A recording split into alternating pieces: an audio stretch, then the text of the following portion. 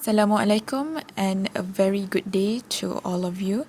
So today we will be presenting about Dunning's eclectic paradigm or OLI theory. So the presenters would be me, Izzah Maisarah binti Hanizam, Nurul Ezyan binti Ahman and Medina Aisyah binti Norhashimi. Dunning's eclectic paradigm was introduced by John Dunning, an emeritus professor at the Rutgers University and University of Reading in the 1980s. The reason why John Dunning introduced this paradigm is to determine the extent and pattern of the value chain operations that the companies owns abroad.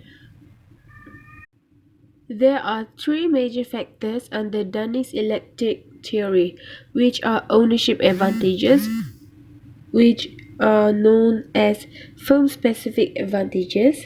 Secondly is location advantages, which is the country-specific advantages.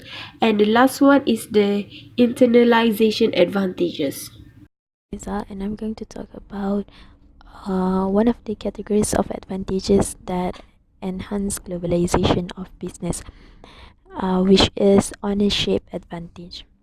As we all know, ownership advantage is a key factor. Is one of the key factors of Dunning's eclectic paradigm. And from the initials, the eclectic paradigm is widely known as OLI theory or OLI framework, and O stands for ownership. Ownership specific advantage or OSA is a firm specific advantages. There has to be a reason why a firm wants to enter a foreign market.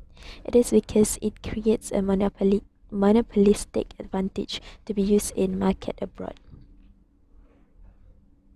And multinational companies have to possess some firm-specific competitive advantages over local firms in serving particular national markets. Ownership or firm-specific advantages arise from the monopoly control of tangible and intangible assets by multinational companies or MNCs. This often reflect the characteristics of MNCs' home countries. According to the product cycle theory, multinational companies export their products abroad only after the home market becomes saturated. So this normally happens at the maturity stage at the product life cycle. And then firms must enjoy advantage sufficient to offset the cost that the firm will incur if they establish their operations abroad. The advantages must be specific to the firms that possess them and not easily transferable to other firms. A few examples of ownership assets, which are proprietary technology, knowledge, trademarks or brand names, capabilities, processes, managerial capabilities, access to substantial resources.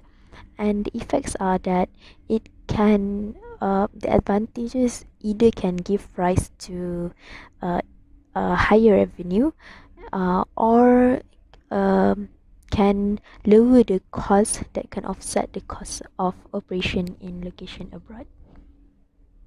Izzah Maisarah here. So now I'll be explaining about location advantages or country-specific advantages in OLI theory or eclectic paradigm theory.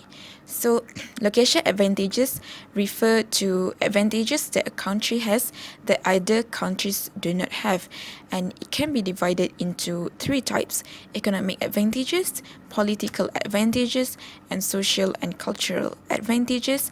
And I'll be explaining further about these three types in the next slides. Firstly, it's about economic advantages. It consists of qualities and quantities of the factors of production that a country produces. For example, the country's natural resources, logistics and communication infrastructure, and the size of the market. Next is political advantages. Political advantages is one of the crucial elements to determine the specialty of a country. And in this case, the government is the policy maker of the country. And some of the policies may affect the rate of foreign direct investment inflows, intra-firm production, law and regulations, and also interest rates.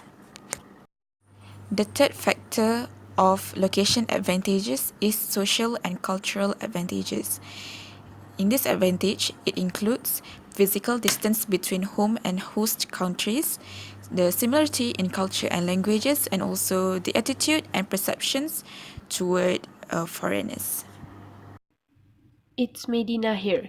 So internalization is based on the transaction cost theory, which specifies that if the firm could internalize some of its value chain activities internally, it may reduce its cost of production tremendously.